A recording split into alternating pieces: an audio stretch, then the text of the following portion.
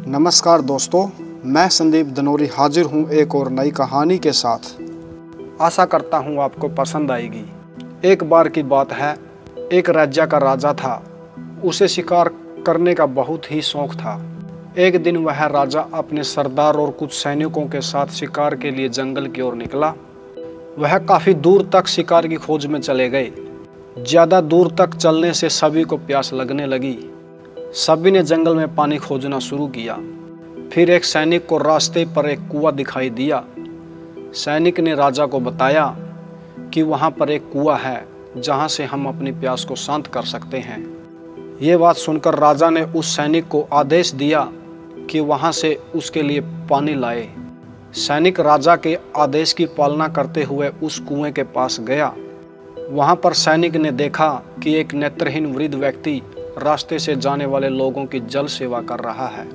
सैनिक उस नेत्रहीन वृद्ध व्यक्ति के पास गया और बोला, ए पनिहारे, एक लोटा पानी दे, हमें कहीं आगे जाना है। सैनिक की बात सुनकर उस वृद्ध व्यक्ति ने जवाब दिया, यहाँ से चला जा मूर्ख, मैं ऐसे लोगों को पानी नहीं पिलाता। उस वृद्ध व्यक्ति की बात सुनकर सैनिक तुरंत वहां से चला गया और ये बात सैनिक ने राजा के सरदार को जाकर बताई। फिर सरदार उस नेत्रहीन वृद्ध व्यक्ति के पास गया और कहा, ए बुड्ढे, हमें प्यास लगी है, एक लोटा पानी दे। उस सरदार की बात सुनकर फिर उस नेत्रहीन वृद्ध व्यक्ति ने पानी पिलाने से मना कर दिया। राजा की प्यास बढ़ती ही जा रही थी। राजा ने अपने सरदार से पानी के बारे में पूछा तो सरदार ने राजा से कहा, उस कुएं पर एक नेत्रहीन व्यक्ति है जो पानी पीने से मना कर रहा है।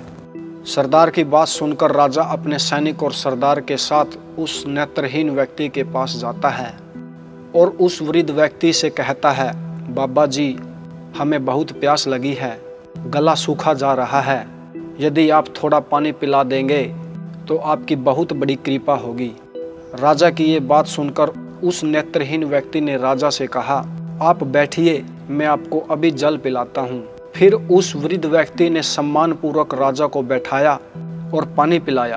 पानी पीने के बाद राजा ने उस वृद्ध व्यक्ति से पूछा कि आपको कैसे पता चला कि ये सैनिक और सरदार हैं और मैं राजा हूँ। तो उसका जवाब उस वृद्ध व्यक्ति ने बहुत ही अच्छे शब्दों में दिया। वृद्ध व्यक्ति ने कहा, इंसान की पहचान करने के लिए आंखों की जरूरत नहीं होती, उसकी वाणी ही उसकी असली पहचान होती है। ये सुनकर वहां पर मौजूद सरदार व सैनिक को शर्म महसूस हुई। इस कहानी से हमें ये प्रेरणा मिलती है कि जीवन में वाणी से बढ़कर कुछ नहीं होता। यदि हमारे पास अच्छी वाणी है और बोलने का सही तरीका है तो हम अपने जीवन में सब कुछ हासिल कर सकते हैं जो हम चाहते हैं। तो दोस्तों, उम्मीद करता हूँ आपको ये कहानी पसंद आई होगी। मिलते हैं फिर किसी नई कहानी के साथ। तब तक के लिए आप सभी को नमस्कार।